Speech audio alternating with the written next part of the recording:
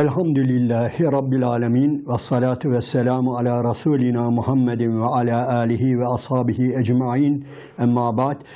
Allah'ın selamı, rahmeti, bereketi üzerinize olsun aziz ve muhterem izleyenlerim. Kur'an iklimi sohbeti yapıyoruz.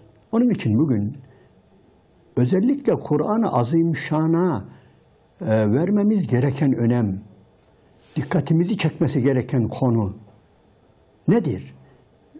Bu konu üzerinde biraz durmak istiyorum. Çünkü Allahu Teala Kitab-ı Kerim'inin içerisinde birçok yerde bizim dikkatimizi çekiyor. Hatırlayın, huruf-u mukattalar var. Bismillahirrahmanirrahim. Elif, la, mim, tasin, yasin, kafa, ya, ayn, sad, taha, hamim. Elif, la, mim, sad, elif, lam, ra.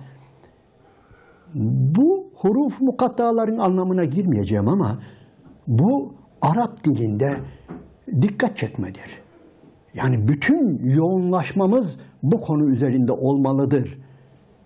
Bunun için Allahu Teala bu huruf-u mukattaları Kitab-ı Kerim'in içerisinde başında, birçok surenin başında 29 surete zikrediyor ama ben bir yönüne temas etmek istiyorum. Eve gidince Kitab-ı Kerim'i şöyle bir alın, bakınız. Allahu Teala ne zaman elif, la, mim demişse, ne zaman daha demişse, ne zaman elif, la, mim, ra demişse, hamim demişse, mutlaka hemen onun ardından vahye dikkat çekmiştir. Kitabına dikkat çekmiştir. Bismillahirrahmanirrahim. Elif, la, mim, zâlikel kitab. La raybe fîh. Dikkat ediniz. Bu kitap öyle bir kitap ki hiçbir şüphe yoktur. Hiçbir tereddüt yoktur. Tasin, mim, tilke âyâtül kitâbil mübin. Bu var ya, bu apaçık kitabın ayetleridir. Yine hatırlayın, hamim, tenzilül kitabı minallahil azizil hakim. Hamim vel kitabil mübin. Elif, la, mim, tenzilül kitabı la raybe fihi min rabbil alemin. Hep böyledir. Yani aziz ve muhterem izleyenlerim, yani eğer benim kitabımı elinize almışsanız, benim kitabımı okuyorsanız, benim kitabımdan bir şeyler elde etmek istiyorsanız diye Allah-u Teala vahye dikkat çekiyor. Onun için biz vahye dikkat etmeliyiz. Ders görüyoruz. Kur'an iklimi diyoruz. Ve birçok yerde elhamdülillah, yani dünyanın her yerinde şu anda Kur'an dersleri yapılıyor. Kur'an sohbetleri yapılıyor. Onun için yaptığımız bu ders neyin nesidir? Bu kitabın kadri kıymeti nedir? Özellikle kadri kıymet. Evet, bunun üzerinde durmak istiyorum. Yani Kur'an'a sahip olan neye sahip olmuştur? Eğer bizde Kur'an varsa, bize bir Kur'an verilmişse ve bu kitabı hazmetmişsek, yani biraz kelime uyduruk da içselleştirmişsek, bu bizim olmuşsa, neyimiz var bizim? Şöyle bir dönüp bakalım. Kur'an'a sahip olan neye sahip olmuştur?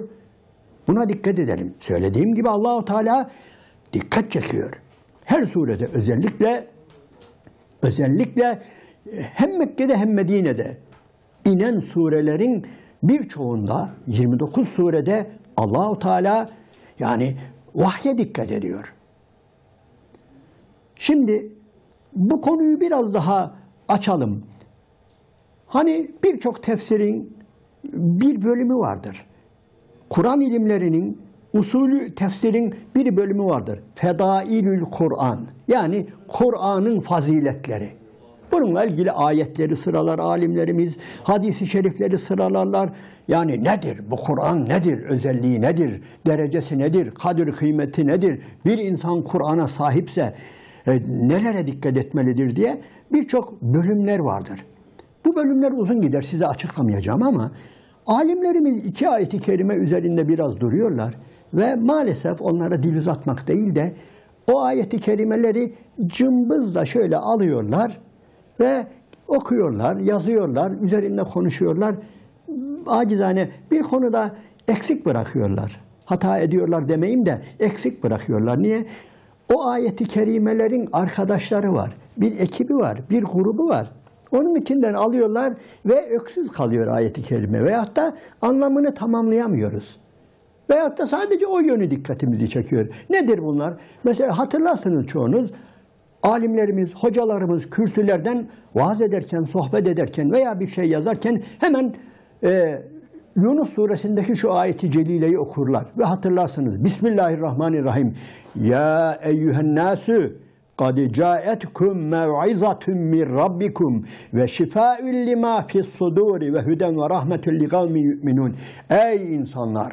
Rabbinizden size bir öğüt. Ya eyyühen nasu قَدْ جَاءَتْكُمْ مَوْعِظَةٌ. Rabbinizden size bir vaaz, bir öğüt, bir uyarı geldi. Ve bir de gönüllerdeki, sadırlardaki, yüreklerdeki bütün dertlerin şifası geldi. Ve müminler için bir hidayet, bir rahmet geldi. Evet, bu ayet-i kerimeyi hepimiz duymuşuzdur. Ya sohbetlerde, ya kitaplarda, ya makalelerde, ya köşe yazılarında mutlaka Kur'an'dan bahsederken, Kur'an'ın faziletini anlatırken mutlaka bu ayet-i kerimeyi duymuşsunuzdur. Fakat nedense devamını okumazlar. Devamını getirmezler. Hemen başka bir konuya geçerler. Halbuki acizane dikkat edin, ben bu konuda biraz eksik buluyorum bu anlatım tarzını. Ve devam ediyor ayet-i kerime. Buyuruyor ki Bismillahirrahmanirrahim. Kul bifadlillahi ve birahmetihi febizalike felyefrahu huve hayrun mimma yecmaun. Evet, size ey insanlar, yani size bir öğüt, bir mev'iza, gönüllerdeki, yüreklerdeki bütün dertlere derman, şifa ve müminlere bir hidayet, bir rahmet geldi, gönderdik buyuruyor ya, devam ediyor. De ki, bununla işte sevinin, hatta şımarın. Şımarma kelimesi Kur'an'ın birçok yerinde olumsuz anlamda kullanılır. Hani hatırlayın, Karun'dan bahsederken Allahu Teala kavmi ona der ki izgale la tefra. Yani şımarma. Ey Karun, şımarma. Buna benzer birçok yerde yine Allahu Teala işte siz şımarmıştınız diye bu kelimeyi kullanır ve burada yalnız müsbet anlamda, olumlu anlamda kullanır. Şımarın. Sevinin, şımarın. Yani eğer varsa siz Kur'an'a sahipseniz, bu yürekler derdine derman olan, bu öğüt, bu mev'iza sizinse, siz bundan birazına sahipseniz, bu benim diyebiliyorsanız, ben bu Kur'an'ı yaşıyorum. Bu Kur'an'ın birçok ayeti kerimesini, sure-i celilesini içime aldım. Hafızamda, dilimde, sohbetimde, birilerine konuşurken, yani benim bu Kur'an diyorsanız, işte şımarın, sevinin. Febizalike felyefrahu. Evet, Allah'ın izniyle, Allah'ın fazlı, keremi, lütfu, ihsanı ile sevinin, şımarın ve bir de iyi dikkat edin. Huve hayrun mimma yecmaun. O var ya, o sizin biriktirdiklerinizden, yığdıklarınızdan, destelediklerinizden, kenzettiklerinizden, hazineleriniz, aklınıza ne geliyor? Huve hayrun mimma yecmaun. Cem ettiklerinizden, topladıklarınızdan, biriktirdiklerinizden, uğruna koşuşturdukları ne varsa hepsinden hayırlıdır. Bunu bilin buyuruyor. Bunun üzerinde biraz duralım. Aziz ve muhterem kardeşlerim, bu çok önemli bir olaydır. Yani eğer siz Kur'an'a sahipseniz, Kur'an'ın bir bölümüne sahipseniz, kalbinizdeyse, dilinizdeyse, hayatınızdaysa, sohbetinizdeyse, dersinizdeyse, yani namazınızda ise, yani bunu sakın yani küçük bir şey görmeyin. Böyle bir hazineniz varsa, yani bunu küçümseyen, Allah korusun, Allah'ın hazinesini küçümsemiş olur. Bu çok kötü bir şeydir. Bu konuda ben uyarıyorum. Niye? Rastlıyorum. Maalesef bazı insanlara rastlıyorum. Gerçekten Allah-u Teala'nın kitabını, epeyce bir bölümünü ezbere biliyor, Arapçasını biliyor, sohbet ediyor ama buna rağmen hala gözü başka şeylerde. Yani insan kabullenemiyor. Yani sadece dünyevileşme adına demiyorum ha. Yani buna rağmen İslam adına, Kur'an adına sohbet ediyor fakat daha hala kendisini ya görüyor mu ya ben de bir de şu ilim olsaydı, biraz da yabancı dilim olsaydı, yok işte bir de şunum olsaydı, bunum olsaydı. Tamam ya yani ilme bir şey demiyoruz yani varsın olsun ama sakın ha, sakının Kur'an-ı Azimüşşan'a sahip olduğunuz o Kur'an'a bu gözle bakmayın. Vallahi yeter. Öyle yeter ki hem de öyle bir an gelir ki Eûzü Besmele'yi çekip bir ayeti kerimeyi böyle hani kalelerin taşları gibi, büyük binaların taşları gibi yerine oturtuverdiğiniz zaman her şey biter. Her şey biter. Hatta bu konuda size şöyle bir tavsiyede de bulunuyorum. Bir değerlendirme yapın. Bir ölçü yapın. Şöyle bir noktaya geldiğinize dikkat edin. Gelmeniz gerektiğine dikkat edin. Diyelim ki iki arkadaşsınız. Çocukluk arkadaşınız. Birisi okumuş bilmem ne olmuş. Ama siz de kendinizi Kur'an-ı Azimüşşan'a vermişsiniz. Ve Kur'an okuyorsunuz. Ve Kur'an'la amel ediyorsunuz. Ve Kur'an'la sohbet ediyorsunuz. Ayeti kerimeleri öyle yerine koyuyorsunuz. Öyle bir Kur'an'la konuşuyorsunuz ki size bir ölçü söyleyeyim. O profesör olan arkadaşınız var ya şöyle demeli. Eyvah, eyvah, keşke ben de böyle olsaydım. Dedirtebiliyor musunuz? Bir bayan, bir kardeşim, yani bir hoca hanım size sesleniyorum. Kardeşin, arkadaşınız böyle demeli. Şu anda üniversitede görevli olan bir kardeşinizle yıllar sonra karşılaştığınızda siz Kur'an'ı ortaya koyduğunuzdan dolayı eğer size imrenmiyorsa, eyvah ben ne yapmışım ya, bu Ayşe kardeşim gibi olsaydım keşke, şuna bak, Rabbimin ayetini nasıl, ayeti kerimesini, Sure-i Celilesini, Kur'an'ı nasıl hayatın getirdi, orta yerine koyuverdi. Eyvah, ben niye ömrümü başka şeylere vermişim dedirtebiliyor musunuz? Evet, dedirtebiliyor musunuz? Bu bir ölçüdür. Olur mu? Hem de bal gibi olur. Bal gibi olur. Yeter ki biz bunu yapalım. Bir ayet-i kerime de aynen yine alimlerimiz tarafından maalesef cımbızla alınıyor. Deminki okuduğum Yunus suresindeki gibi Hicr suresinde de bir ayet-i kerimenin başına böyle bir, yani hem güzelce çok okunuyor ama yine o da böyle bir kadire uğruyor. Bismillahirrahmanirrahim. Bunu da bilirsiniz. Bunu da çok yerde duymuşsunuzdur. Bismillahirrahmanirrahim. وَلَقَدْ آتَيْنَاكَ سَبْعًا مِنَ الْمَثَانِي وَالْقُرْآنِ الْعَظِيمِ.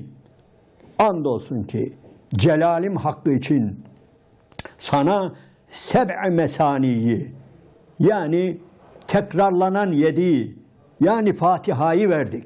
Celalim hakkı için yemin olsun ki ve bir de Kur'an-ı Azim'i verdik. Şu cümlelere bakın. Allah-u Teala'nın kullandığı kelimelere bakın. Kullandığı dile bakın. Yani seb'i mesani, yani Allah-u Alem ulemanın %90'ı Fatiha diyor.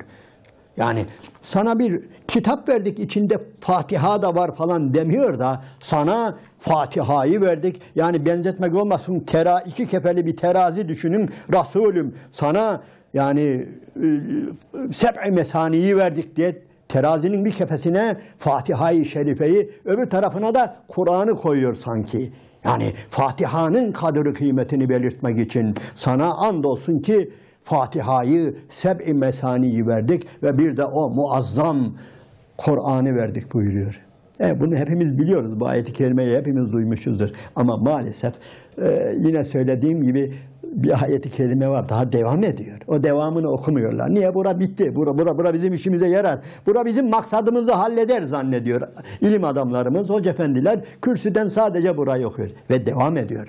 Bismillahirrahmanirrahim. La temuddenne ayneyke İlâ mâ mettâna bihi ezvâcen minhum. Sakın ha, madem ki sana bu Kur'an-ı Azimüşşan'ı verdik, madem ki seb'i mesani verdik, sakın ha, gözünü başka şeylere dikme. Hani birilerine bir şey verdik ya, evlat, oğul, mal, dünyalık, sakın ha, sakın gözünü dikme.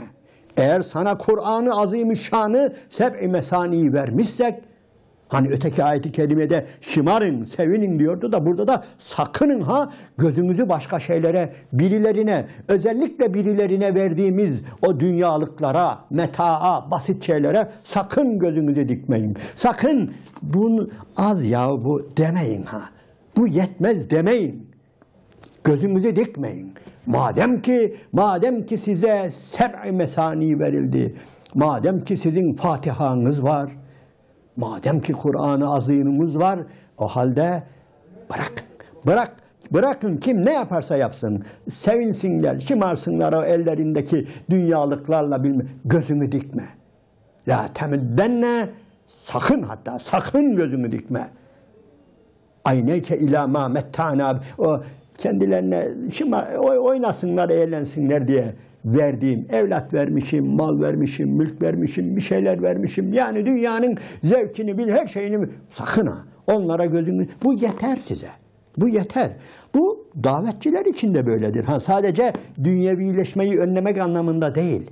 Yani aziz ve muhterem izleyenlerim, yani Allah yoluna davet edecekseniz insanı, Kur'an'a sahipseniz, yani gözünüzü başka şeylere dikmeyin. Yani işte benim de yani Allah'ın davasını anlatabilmem için şu kadar evladım olsaydı, şu kadar şunun malım. Yok, bu yeter. Bu yeter, gözünüzü sakın dikmeyin. Yani birçok anlamda bu ayeti kerime benim dikkatimi çekiyor. Bir şey daha hatırlatmak istiyorum. Bir de hadisi şeriften misal vermek istiyorum. Yani madem ki Kur'an iklimi diye sohbet ediyoruz, Kur'an'ın kadir kıymetini iyi bilelim anlamında bunları söylüyorum. Zaten söylediğim gibi tefsir kitaplarına baktığınız zaman Fedailül Kur'an bahsinde çok ayet-i kerimelerde bulacaksınız, hadis-i şeriflerde bulacaksınız. Ama benim dikkatimi çekenlerden birisini de size hatırlatmak istiyorum. Rudani'de rivayet ediliyor. Hadis külliyatında gördüm, okudum. Arapçası uzun gider. Bir de birçok rivayet var. Hepsini ben birleştirerek size nakletmek istiyorum. Efendimiz Aleyhisselatü Vesselam ashabına buyuruyor ki, sizden hanginiz evinin önüne geldiğinde, yani başka bir yer evine geldiğinde kapısının önünde 3 tane gebe ve en kaliteli isim de veriyor da anlamayacağımız için. Çünkü o günün şeysini veriyor. O günün meşhur develerinin nerede olduğu, o beldelerin develerini haber veriyor. Hani şimdi biz Arap atı, İngiliz atı falan diyoruz ya, Efendimiz Aleyhisselatü Vesselam da en kaliteli develerin bulunduğu yeri haber veriyor.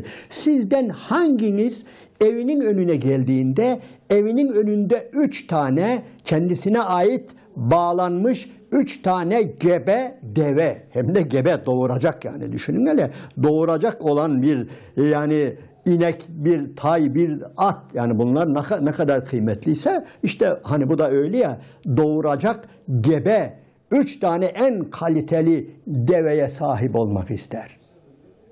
İstemez mi? Elbette isteriz ya Resulallah. İşte buyuruyor. Dikkat edin.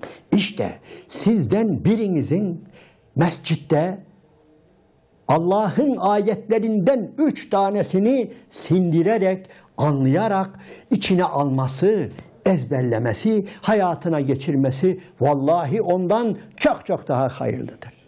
Ben bugün belki bazı arkadaşlar kızabilir. Bu 3 deveyi 2011'e tercüme etmek istiyorum. Bu 3 deve nedir biliyor musunuz? Bir tane Mercedes, 0 Mercedes otomobil, 0 BMW, 0 fazla anlamam Audi mi? Ondan sonra ne gelir? Yani dünyanın 3 tane en modern, en kaliteli bineği. Efendimiz zaten onu tarif ediyor. Başka var mı yani, söyleyin. Efendimiz Aleyhisselatü Vesselam zamanında yani o kaliteli develerden daha başka insanın kapısında bağlı olacak ne var? Onu haber veriyor. Bugünün diliyle bu deve değildir. Bugünün diliyle Mercedes'tir. Bugünün diliyle BMW'dir. Bugünün diliyle söylediğim gibi Audi'dir veya daha başka bir şeydir. Evet. Şimdi düşünün aziz ve muhterem izleyenlerim. Yani Allah'ın kitabından 3 tane, bir de Fatiha'dan sonra okuyacağı 3 tane ayeti kerimeyi bu şekilde ezberlemesi, hayata geçirmesi, yaşaması, sohbetinde kullanması, onunla insanları Allah'a davet etmesi bildiği kadarıyla vallahi bunlardan daha hayırlıdır buyuruyor. Evet, Kur'an'ı madem ki Kur'an iklimi diyoruz, madem ki Kur'an sohbeti yapıyoruz, önce biz kadri kıymetimizi bilelim. Bunun kadrini biz bilelim. Eğer biz bilmezsek yani bir konuda yani ayeti kerimeden sanki başka daha güçlü bir delil varmış, başka bir şeyler varmış gibi ben bu ayeti kerimeyi okuyayım da ötekiler de artık başka nerelerden misal getirecekse onları getirsin. Benimki de arada bir şey olsun gibi düşünürsek yani biz kaybederiz. Biz hazinemizin kadri kıymetini bilemeyiz. Önce biz bileceğiz. Önce biz bu Kur'an'ımızın kadri kıymetini, Allah katındaki yerini ve hem dünyadaki hem ahiretteki yani sadece ahiretteki elbette küçük görmek değil de ahirette bize kazandıracakları değil. Başta dünyada. Dünyada kazandırıyorsa zaten ahirette kazandıracaktır. Dünyada bize bir şey kazandırmamışsa boşuna beklersiniz ahirette bunun bize şefaat etmesini, bununla beraber ol. Boşuna bekle. Gerçekten öyledir. İyi düşünün. Yani bugün hayatımıza yön vermiyorsa, topluma yön vermiyorsa, bizim elimizle, bizim dilimizle bu Kitab-ı Kerim eğer toplumda kendisini ispat etmiyorsa, yani ondan sonra efendim ben hafızdım, ben şu kadar sure bilirdim, ben şunu, yani onlar kabirde kalır. Onlar kabire gidersin, orada okursun veya özür dilerim hakaret etmek değil. Yani böyle devil yaparsın, iskat yaparsın, fırıldak çeviriyor gibi, mafya gibi şunu okudum bunu. Yani onlar orada kalır. Yani önemli olan bu kitap bize dünyada yön veriyor mu? Sokaklarımızın rengini değiştiriyor mu? Caddelerimizin rengini değiştiriyor mu? Evimizi nurlandırıyor mu? Yüreğimizi nurlandırıyor mu? Arkadaşlarımızı etkiliyor mu? Tabii bunu yapabilmek için yani Nuh'un gemisi gibidir. Varıp bineceksin. Yani sen deryadaysan istediğin kadar çırpın. Gemiye doğru gitmiyorsan, gemiye varıp tutunmuyorsan o gemi seni kurtarmaz. Kur'an da böyle. Kur'an bizim dilimizle, bizim yüreğimizle, bizim okumamızla, bizim ortaya koymamızla kendini gösterecektir. İnsanları kurtaracaktır, mahalleyi kurtaracaktır, üniversiteyi kurtaracaktır, öğrencileri kurtaracaktır ve dünyaya yön verecektir. Ve o zaman Allah'ın izniyle bekleyin bu kitap size ahirette de yapacağını yapar. Hem de yegane dostunuz, yegane arkadaşınız da bu olur. Ta gözünüzü yumduktan sonra artık hiç korkmayın. Bu sizinledir. Amel ettiğiniz kadar, yaşadığınız kadar, dile getirdiğiniz zaman kadar veyahut da kelime biraz yanlış anlaşılabilir de anlamayın siz. Konuşturabildiğiniz kadarıyla sizindir bu. Bu Kur'an'ı ne kadar konuşturabiliyorsunuz o kadar sizindir. Öylesine şimdi düşünün, hesap edin, sevinin yani. Yani kaç tane kapınızda ne var? Eğer yaşıyorsanız sevinin. Niye sevinin? Kapınızda yani 3 tane araba değil değil fabrikalar var. Kapınızda Mercedes fabrikası var. Kapınızda belki eğer hafızsanız, hafızlıktan da öte eğer kendinizi buna vermişseniz, bununla yürüyorsanız, vallahi sizin Mercedes fabrikanız var. Bırakın şeyi böyle kapınızda bir tane Mercedes olmasını, kapınızda sizin evinizin önünde bir Mercedes fabrikanız, bir BMW fabrikanız, bir bilmem ne fabrikanız vardır. Bu bir abartma değildir. Bunu böyle göreceksiniz. Gelin bunu bir de zıttından düşünelim. Birisi size dese ki, ya size bir teklifte bulunuyorum. Hani buna fıkıhta mefhumu muhalif deniliyor ya, oradan misal verirsem biraz daha iyi anlarız. Nedir? Bize denilse ki, efendim bak senin kalbinde, yüreğinde Kur'an var. Şu kadar sure var. Sana bir teklifte bulunuyoruz. Ölünceye kadar şu sureyi bir daha diline almayacaksın. Aklına da getirmiyor. Sileceksin, unutacaksın şu sureleri. Onun yerine sana biz de şunu veriyoruz. Yani bir fabrika veriyoruz. Veyahut da söylediğim gibi 50 tane Mercedes veriyoruz. Yeter ki sen şu sureleri hepsini de değil. Aklından sil, kafandan sil ve ölünceye kadar diline alma, aklına getirme, sil yani. Sana biz onun karşılığında 50 tane Mercedes veriyoruz dese bir Müslüman düşünmelidir. Ve ondan sonra şiddetle reddetmelidir. Yani bu sadece günah falan anlamında değil. Kaybedeceği hazineleri iyi anlamalıdır. Kendisinden istenen şeyin ne olduğunu iyi anlamalıdır. Aziz ve muhterem kardeşlerim. Abartmak değil bunlar.